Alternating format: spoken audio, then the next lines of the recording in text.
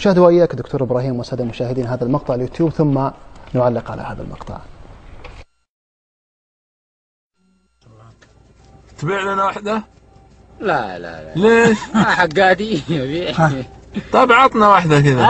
عطنا واحدة كذا. أعطيك حاجة أنا حقتها يا شيخ. ما في شيء، قول له ضاعت. أقول له ضاعت؟ ما حرام، بعدين في ضاعت الشبر فيه ضاع.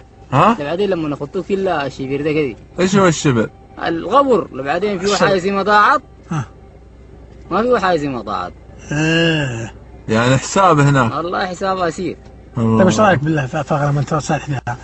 تحس ترتاح نفسيتك؟ الحلال؟ ايوه انت ماشي فيها يعني مرتاح نفسيا الحمد لله. صح الله. مياكل من حلال مرتاح نفسيا. لا اله الا الله. طيب بس عطنا واحده بس يا شيخ. شيخنا والله يديك. الله يرحمه. زي السما للوطا. حطها في صندوق. زي السما للوطا. كيف زي السما للوطا؟ السما والوطا قراب بعض؟ لا. بس انا كان بديك نعجه. يا شيخ. والله. لو ايه؟ لو انا اديتك نعجه السما والوطا تنطبق سوا تكون يعني قراب بعض. نعطيك 200 ريال. مستحيل يعني مستحيله من السما والوطا تكون مع بعض صح؟ نعطيك 200 ريال. والله كنت تعطيني 200,000. يا شيخ. والله رب الكعبه. 200,000 ما اعطيك ليه؟ ليش؟ ما حد شايفك هنا يا شيخ. حق مين؟ اقول ما حد شايفك وما راح نعلم احنا. الله لا ما تشوفني؟ انا اشوفك سبحان الله. خلاص. بعدين بتحاسبني انت ولا حاسبني رب؟ نفسي تطول. إذا كان هذا هو المقطع اليوتيوب في هذا الجزء الثالث ما قبل الأخير، والدكتور إبراهيم عليك تعلق على هذا المقطع. والله يا أخي يعني حقيقة يهتز بدنك وأنت تسمع مثل هذا المقطع.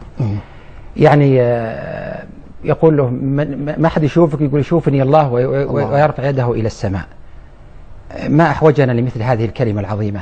ما أحوجنا أن نتعلم الدرس من رويع الغنم. المسافة بين رويع الغنم وبين هامور أكل أموال الناس وتسلط على أموال الناس لا يعلم بها إلا الله عز وجل. المسافة بين لباس وغبرة وسنحة هذا الرويع البسيط وبين جمال وهيئة وشخصية ذلك الهامور الذي يأكل أموال الناس بالباطل ولا يلقي لها بالا مسافة كبيرة جدا. لاحظ مثل هذا الإنسان البسيط كم أثر كلماته في نفوس الناس وكم حب الناس له، بل أعظم من هذا كم حب الله له. الله أكبر. إن الله يراك. الله. إن الله يراك. هكذا تربى الصحابة رضوان الله تعالى عليهم وذلك الجيل، وهكذا يجب أن يتربى هذا الجيل.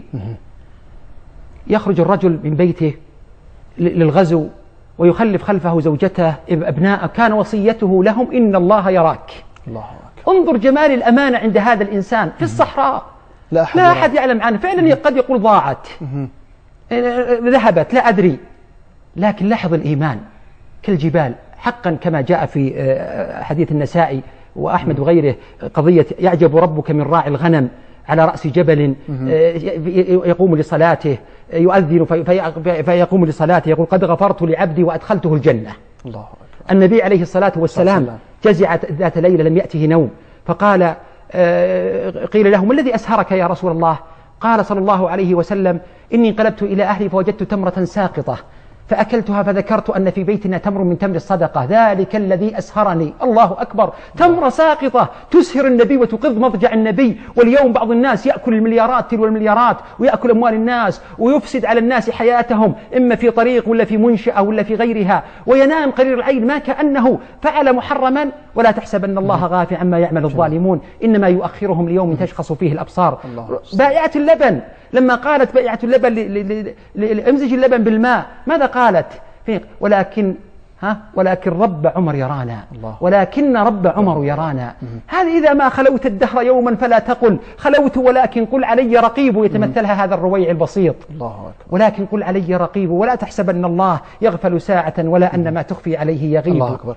طيب هذه المعاني الجميلة حقيقة. أنا هذا الموقف هزني لما شاهدته ولعلي من هذا المكان ومن هذا البرنامج أعلن مكافأة لهذا الراعي. أنا والله لا أعرفه ولا أدري من هو، لكن أتمنى من يعرفه أو من سجل له أن يتواصل معنا عبر البرنامج أو عبر حسابي بتويتر أو غيره. مكافأة من مؤسسة والله رفض صاحبها أن يذكر اسمه، لكني سأذكر اسمه. لماذا سأذكر اسمه؟ وفي ذلك فليتنافس المتنافسون. لما نضع مثل هذه المكافآت والجوائز لمثل هذه القيم والعبادات العظيمة، الأمانة يوم ضيعت الأمانة في مثل هذا الزمن، علينا أن نشجع مثل هذا الراعي وغيره ممن يحمل الأمانة بحق وصدق.